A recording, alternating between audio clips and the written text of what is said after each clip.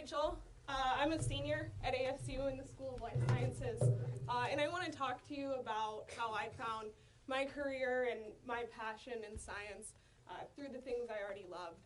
And so 2 things you should know about me is, the first, I'm very, very passionate about science.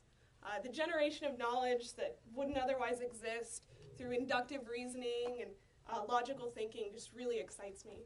My other passion is the outdoors. I love anything that gets me out of the city. Hiking, climbing, camping, anything that I can just escape. And so the first thing I really want to do with this talk is ask you all to think about what is science and what does it really mean to be a scientist. And I want you to formulate in your head a picture of what a scientist looks like and what a scientist does.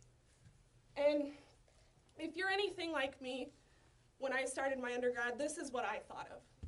I thought a scientist was a stuffy old man in a lab coat that worked inside all day and really was just concentrating a little too hard and cared a little too much about what they were doing. Or maybe something like this, wearing goggles and stuck inside, and that just wasn't me.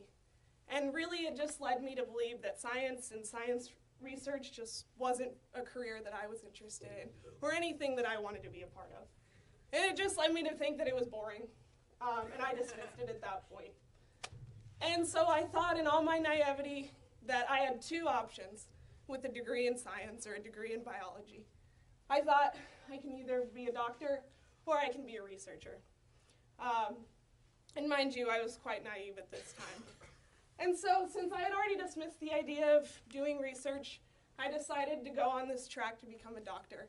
And so I began receiving advice on how to pad my resume and how I could stand out from the crowd and really make it as a med school student. And time and time again, the thing that kept coming back was, you have to get involved in research. It's the most important thing you can do. And I got involved in a lab, and I wasn't making the most of it.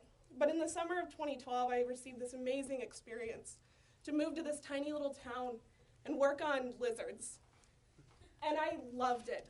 I absolutely fell in love with it because every day I got to wake up and go hiking for my job. And I got to explore these places that were just completely untouched by humans. Places that I would have never, ever seen just hiking on my own.